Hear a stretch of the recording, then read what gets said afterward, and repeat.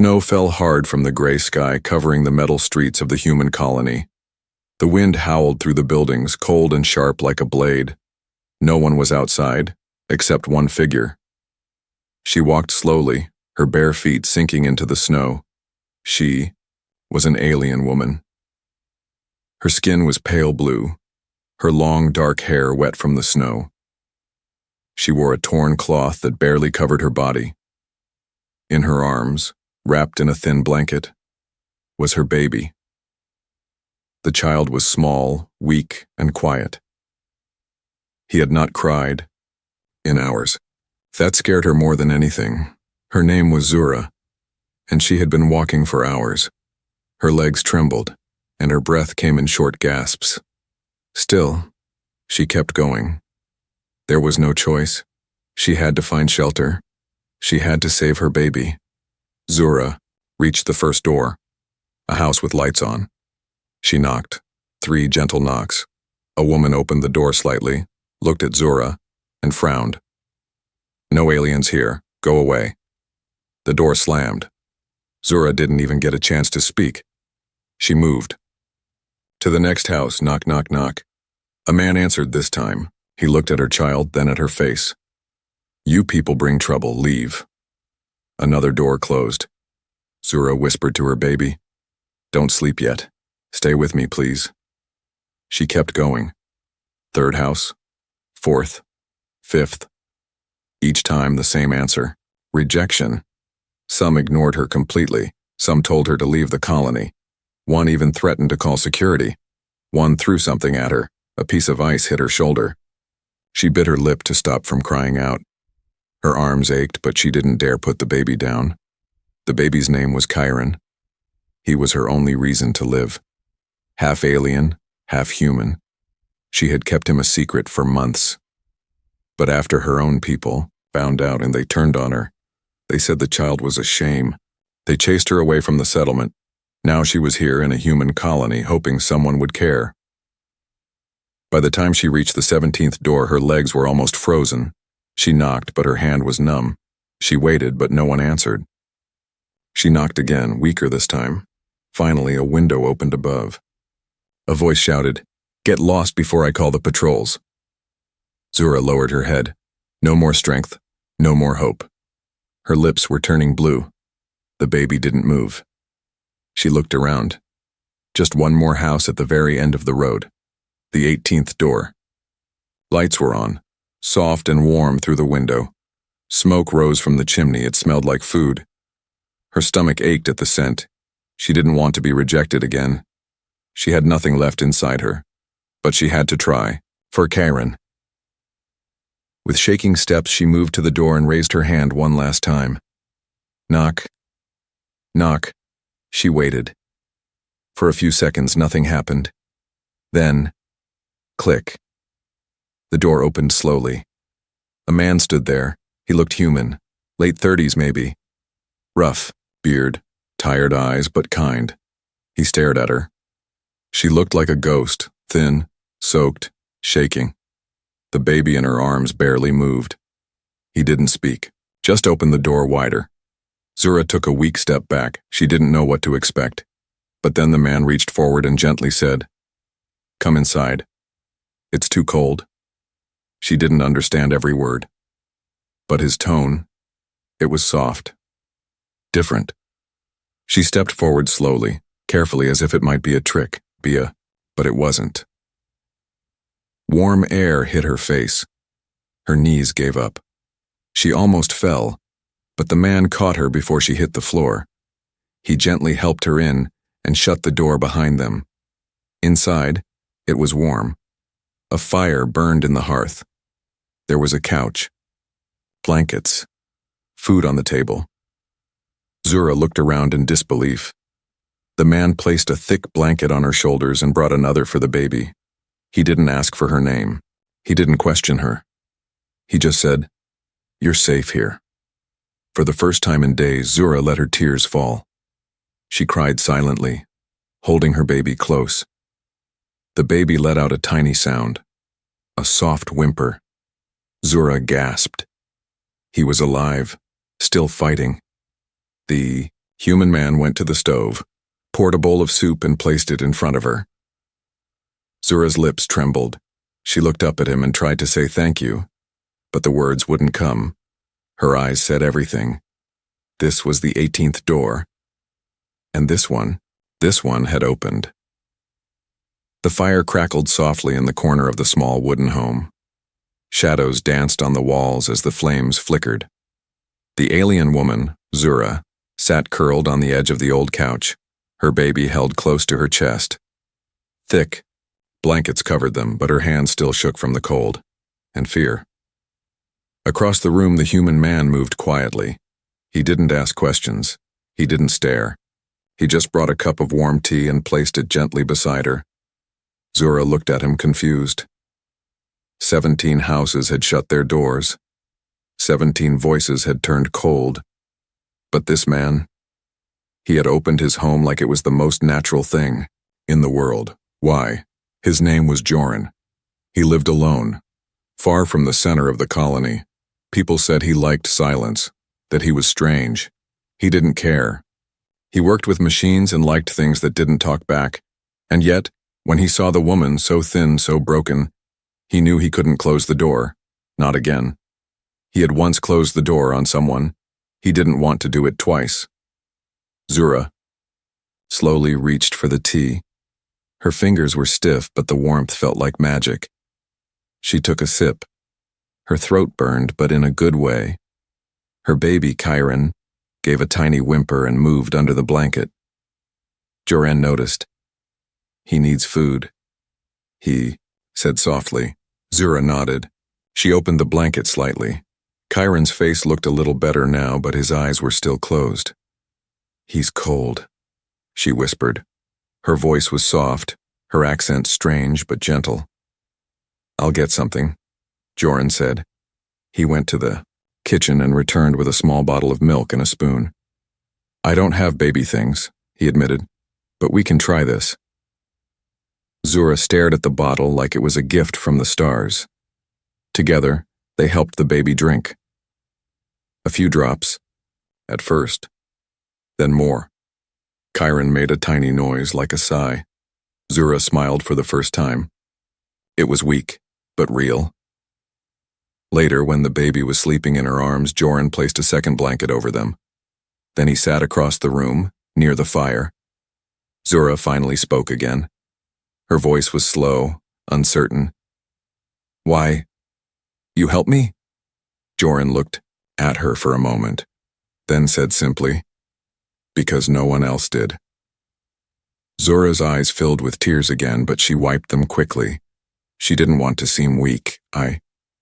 Knock. Many doors. I figured, Joran said. You were almost frozen. She looked at her baby, then whispered, 17. He raised an eyebrow. That's a lot of rejection. Zura gave a sad smile. 18. Was you? Joran stood up and walked to the window. Snow still fell outside, quiet and endless. He sighed.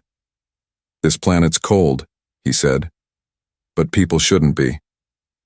Time passed slowly. Zura didn't ask for much. She didn't even take her boots off because she didn't have any. Her feet were wrapped in pieces of cloth. Joran gave her socks and dry clothes. They were too big, but she accepted them with both hands. That night she didn't sleep. She stayed awake, holding Chiron, her back against the wall, eyes on the door. Joran noticed, but said nothing. The next morning, she was still there. Still, silent. Still watching. Zura, he said gently, using her name for the first time. No one will hurt you here. She looked at him. Her lips trembled. Not even your own people. She stiffened. How? You know, she whispered. Joran leaned against the table. I saw the mark on your shoulder. That's from a Virex hunter's staff, isn't it? Zura's breath caught in her throat. That mark, it had nearly taken her life. She nodded slowly. They want the child, she whispered. He's not all alien. Joran's eyes narrowed. Half human? Zura didn't answer, but her silence said enough. He looked down at the sleeping child. Then they won't stop, he said. Zura closed her eyes, pressing her cheek to Chiron's head. I run. Far, she said. They still find me. Joran was quiet for a long time. Then he said something that surprised even himself. Then you don't have to run anymore. Zura looked up sharply. What? This house? This is the last house on the street. Maybe it's also the last house you'll ever need. Zura blinked. She didn't understand at first. But then his words sank in. She gasped softly. You let us stay? Joran looked at her. His voice was calm but firm. I opened my door once. I won't close it again. That day, she cried again, but not from pain, not from fear. This time it was because someone had finally said the words she had longed to hear. You're safe. Morning light filtered through the small window, touching the floor like soft gold. The fire in the hearth had died down, but the warmth still lingered. Zura opened her eyes slowly. For the first time in many nights she had slept. Not deeply, not without fear. But she had slept. Her arms were wrapped tightly around her baby, Chiron. He was breathing, warm, alive. Zura almost couldn't believe it. She pulled the blanket tighter around him and kissed the side of his tiny face. His skin was no longer ice cold. His cheeks had a little color now. Not much, but enough to give her hope. Across the room, Joran was already awake. He stood at a workbench, quietly fixing a broken drone with a laser tool. His movements were smooth, focused. Zura sat up slowly, her muscles sore. Her eyes watched him. This human who had taken her in without questions, without fear. She still didn't understand why. Why him? Why now? She wanted to speak. To say something more than thank you. But her words were still locked behind fear and old pain. Joran noticed her sitting up. You slept, he said without turning around. She nodded slowly. Little. Better than nothing, he replied. He set the tool down and walked toward her, offering a small smile. I made something, he said, holding out a small metal object. Zura looked at it. It was a baby bottle, made from parts of old machines, sealed tightly. It wasn't perfect, but it was warm and full of soft milk. Zura took it carefully, as if it were made of glass. Her eyes shone with emotion. She tried to speak, but her voice cracked. Joran raised, a hand gently. You don't have to say anything. Zura looked down at her baby. Chiron's eyes blinked slowly, trying to open. She placed the bottle against his lips. At first, he didn't move. Then, he drank. A little at a time. Zura covered her mouth, and tears rolled silently down her face. He drink, she whispered. He's strong, Joran said softly. Like his mother. Later that day, Zura stood near the small window staring out at the endless snow. She wore one of Joran's long shirts. It hung loose on her, but it was dry, warm.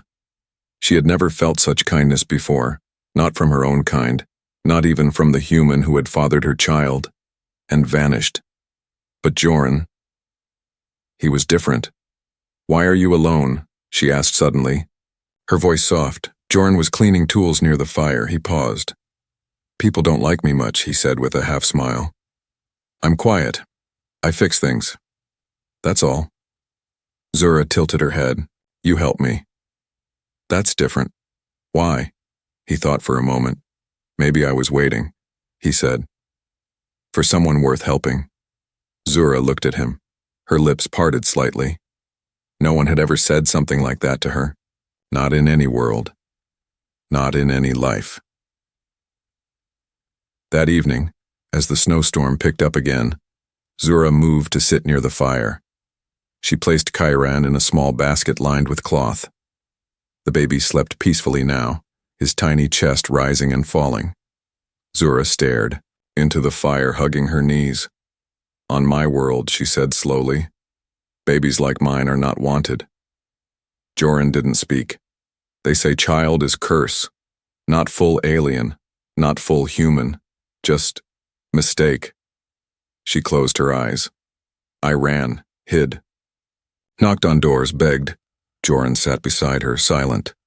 Zura continued, voice trembling. But nobody saw us. Like we were air. Joran looked at her with steady eyes. I saw you. Zura turned her head. Their eyes met. You saved my son, she said softly. He smiled. No. He saved me. Then suddenly a sound broke. The quiet, it was small, but clear. Both their eyes went to the basket. The baby was moving, stretching tiny arms. And then, Ma, Zura gasped. Joran's eyes widened. The baby had spoken his first word, a soft, weak sound, but full of life. Ma. Zura's hand covered her mouth. She crawled to the basket and lifted Chiron gently, pressing him against her chest. Tears flowed freely now. She rocked him back and forth. You hear? She whispered. You hear, he say? Joran nodded, smiling. He spoke. Zura looked at him with joy and awe. I thought he forget how. Too cold. Too weak. Joran leaned closer. He just needed warmth, safety. Zura's voice cracked. And love. That night, as the storm screamed outside, a small house at the edge of the colony glowed with light, fire, and something rare. Hope. Inside, a freezing alien woman and her half-human child had found something that even 17 doors couldn't offer. A home. 3 days passed. The snow outside hadn't stopped, but inside the little house warmth had returned, not just from the fire, but from the feeling of family. Zura, once silent and fearful, had begun to speak more.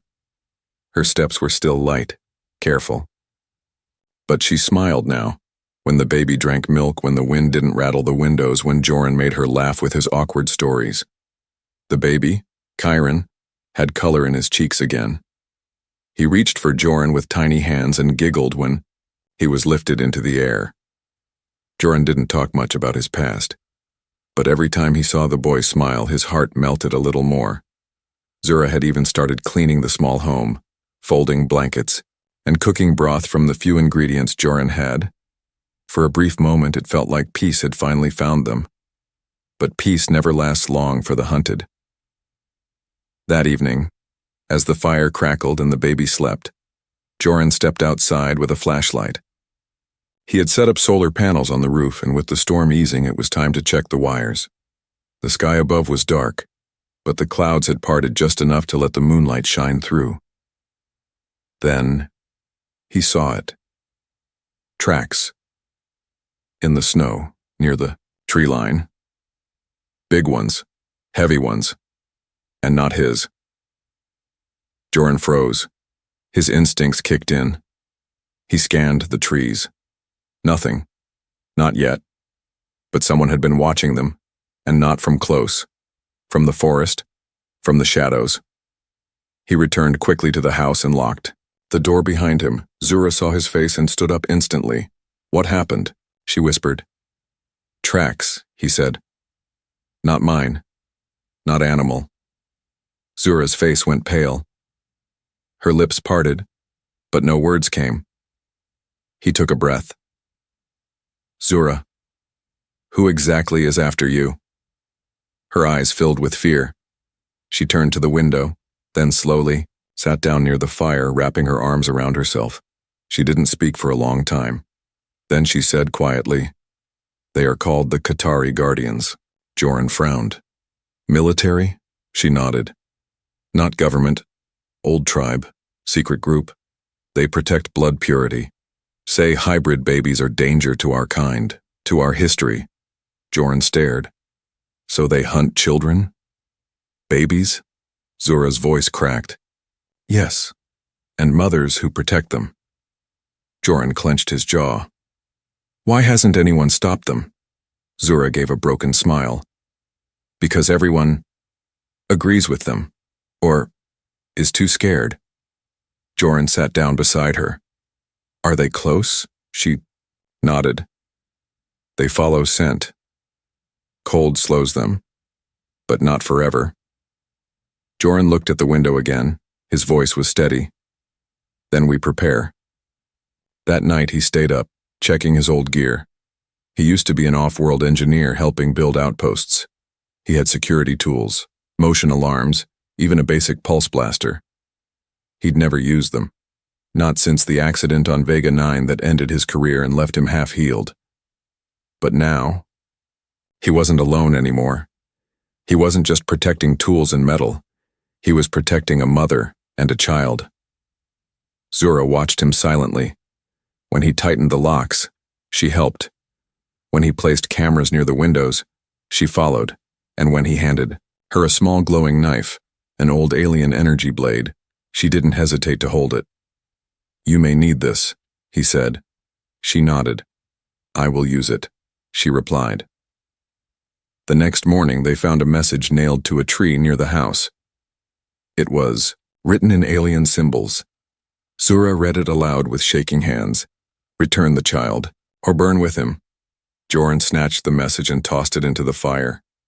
They won't touch him, he growled. Zura stared at him, wide-eyed. No one ever stood for us like this. Joran looked her in the eye. No one should have had to. Later, while Zura rocked the baby to sleep, Joran sat near the window with a blaster in his lap. Snowflakes tapped gently on the glass, but he wasn't fooled by the quiet. Something was coming, and this time, the door that opened for Zura would not open for those who wanted to take her child. The house that once felt warm now felt like a trap. Joran stood at the window, staring into the trees. The snow had stopped falling, but the air felt heavier, as if the forest was holding its breath. He turned to Zura, who was wrapping Karen tightly in a blanket. Her hands trembled, but her eyes were calm. She had made her choice. She would not run this time. They'll come tonight, Joran said. Zura nodded. There was no fear in her voice now. Then we must be ready. Joran had never built walls for war, but he had built walls to survive storms on distant mining colonies. That was enough. He moved quickly. The old table? Flipped and nailed to the inside of the front door. Loose boards, in the storage room, turned into a second barrier over the windows. He even unscrewed the bedroom door and used it to block the back exit. Zura helped without question.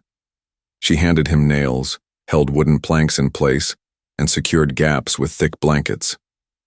Every time the baby cried, she paused, whispered comfort in soft alien words, then returned to work. The silence outside was worse than noise. It was the silence before something terrible. By nightfall, the house had changed. It looked the same from the outside, but inside it was no longer a home. It was a bunker. Joran laid out his old blaster on the table, checking the energy levels. Beside it, he placed a knife and a small stun stick, all worn, but still useful. He glanced at Zura. You ever fight before? She shook her head. But I will. Joran admired her strength. Days ago she could barely walk. Now she stood ready to defend her child like a warrior. You sure you don't want to hide in the cellar? He asked. Zura looked at him. If we hide, they take him. If I fall, they still take him. She stepped closer and looked him in the eye. But if we stand, maybe they stop. Joran nodded. Then we stand. Hours passed. The fire was low. The house was dark. Only a single lamp burned, casting long shadows across the room. Zura held Chiron close in a makeshift crib near the fire. She hummed softly to him in a strange language, half lullaby, half prayer. Joran sat with his back against the wall, blaster in hand, listening to the wind. And then he heard it. Footsteps. Soft. Careful. Pressing against the snow. He raised his hand. Zura froze. The baby stirred but stayed quiet. Outside, a voice spoke in low alien tones. Joran couldn't understand it, but Zura did. She translated in a whisper. They say, they see the light inside, they tell me, open the door, or watch it burn. Joran stood slowly. No one's opening anything. Zura walked to his side. They have weapons. I know their voices. These are not scouts. He peeked through, a crack in the wall. Shapes moved in the dark. At least 3. Maybe more. One of them held something glowing. Joran whispered, they'll try to smoke us out. Zura nodded. Or break the door. They waited. 1 second. 2. Crack the first. It slammed into the door like a hammer. Karen cried. Zura rushed to him. Crack. Another strike. Wood splintered. Joran raised the blaster. When they break through, stay low. Zura kissed Karen's forehead. Stay strong, my love. Crash. A hole appeared in the door, just big enough to see a face. Yellow eyes. Cold, sharp teeth. Not human. The hunter growled, reaching through. Joran fired. A blast of energy lit up the room. The alien screamed and vanished from view. Outside, chaos broke out. Shouts, orders, movement. Joran turned to Zura. They're coming all at once. She nodded. Let them. The next 10 minutes were a blur. The attackers struck the door again, trying to tear it down. One climbed the side and tried to break in through the roof, but Zura stabbed upward with the energy knife and sent him, crashing back into the snow. Joran fired twice more, forcing the rest to stay low. Smoke bombs hit the house, but the sealed windows kept them out. Still, the noise, the fear, the pressure. It was building. Zura's breaths were fast now. Her legs were shaking, but she held her blade tight. Then, silence again. No more strikes. No more shouting. Joran waited. Gun ready. Footsteps, but only one this time. Then a voice, deep and commanding. Send the child out, or we burn the house down, with you inside. Zura's heart stopped. She looked at Joran, and Joran had stood tall. He opened the window shutter slightly and shouted back, come get him then, but only if you're ready to die. Outside, the snow had stopped, but the cold was sharper than ever. The stars blinked quietly above the forest as silence returned to the night, heavy, thick, and full of danger. Inside the cabin, Joran stood by the window, staring out. Zura held Chiron close to her chest, rocking gently, whispering soft alien words into his ear. The baby whimpered but did not cry. He could feel something strange in the air. The enemy had stopped attacking.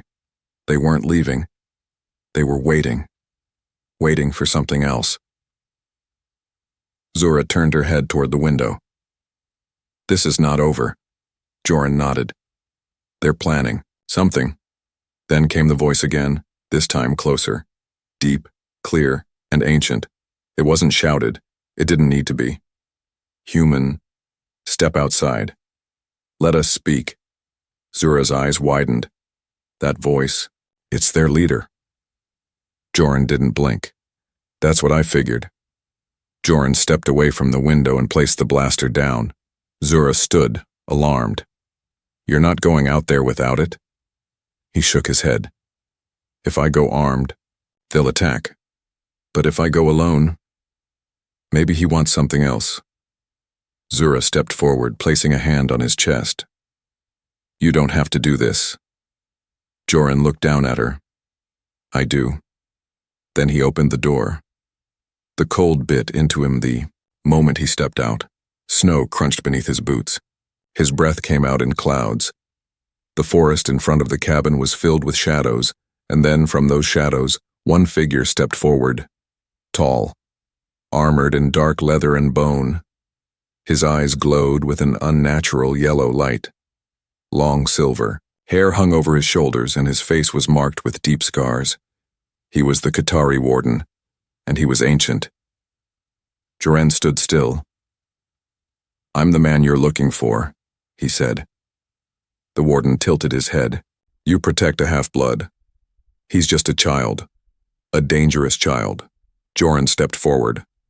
A child who has done nothing wrong. He exists. That is wrong enough. Joran clenched his fists. The warden continued. You are human. This is not your war. Give us the child, and we'll leave you in peace. Joran stared hard at him. That's not peace. That's surrender. For a moment, the air fell silent again. Then the warden gave a strange grin. I offer one final option, he said. As your kind used to follow. A challenge. One-on-one combat. If you win, the child is free. If I win, the mother will hand him over. Zura's voice called from the doorway. No. Joran raised a hand to calm her. He turned back to the warden. I accept. The aliens behind the warden stepped back, forming a wide circle in the snow. Zura rushed to Joran, eyes full of fear. You're not a fighter. He's trained for this. Joran smiled softly. I'm not fighting for me. That makes me stronger. She grabbed his arm, voice breaking. Please, don't die. He touched her face gently. I won't. Then he stepped forward. The circle was silent. The warden removed his heavy cloak, revealing sharp weapons at his belt. Joran had only one tool, a metal staff he had used to walk after his leg injury years ago. He twisted the top, and a dull blue energy blade slid out, an old mining tool. He took his stance. The warden struck first, fast and heavy. Joran barely dodged. The blade missed his face by inches. He rolled, landed hard, but stood again. The next strike came lower, toward his ribs. He blocked with his staff, sparks flying. The warden growled. You are slow. Joran gritted his teeth. You talk too much.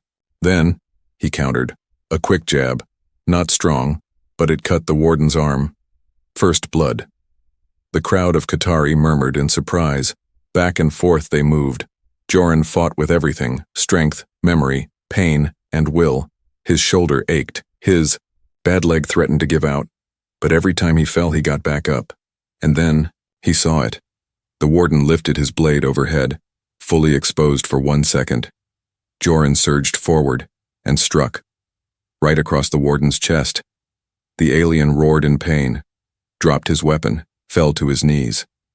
Joran pointed his staff at him. It's over. The other Qatari stood frozen. Their leader gave one final breath, then bowed his head.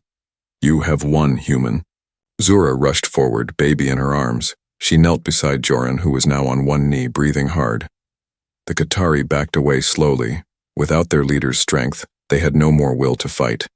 One by one, they vanished into the forest. The night was silent again. Zura placed her hand on Joran's chest. You fought for us. Joran smiled, tired but proud. I told you, this door stays open. The sun rose slowly over the frozen trees, painting the snow in soft gold and pink. For the first time in many nights, the world was quiet, not with fear, but with peace. Inside the small wooden cabin, the fire crackled again. But this time, it was not just for warmth. It was for life. Zura sat on the floor near the hearth, her baby sleeping in her lap, wrapped in soft blankets. His tiny chest moved up and down, steady and strong. His color had returned. His body no longer shivered. His fingers now curled gently in sleep. He had survived. So had she. And outside, the enemy was gone. Joran stood in the corner, wrapping, a bandage around his arm. His leg still ached from the fight. His shirt was torn, his side bruised, and his muscles screamed every time he moved. But his eyes were calm, focused. Zura looked up at him. You shouldn't move, she whispered. You need to rest. Joran smiled faintly. Can't rest just yet. Still a little broken wall to fix. She stood slowly, gently placing Chiron in the handmade cradle Joran had built the day before. She walked over to him. Let me help, she said. He looked at her, surprised, then nodded. Together, they cleaned the house. The broken door was fixed first. Joran cut new boards while Zura hammered them in place. She had never used tools before. She laughed the first time she bent a nail and tried again. Later, she cooked a thin soup, using the last of the vegetables Joran had stored. She added her own alien herbs. The smell filled the house. You made it better, Joran said, tasting it. Zura smiled. You gave us a place to live. Least I can do is feed you." That evening, Joran lit a lantern outside the door. A signal, to anyone passing by. This home is safe. He returned inside and found Zura near the fire, brushing Chiron's tiny hair with her fingers. She looked up. Her voice was quiet. "You could have let them take us, it would have been easier." He sat down beside her. "I've done easy before. Didn't like how it felt." She looked into his eyes. "Why do you care so much?" Joran stared at the fire. "A long time ago," he said, "I watched someone get taken.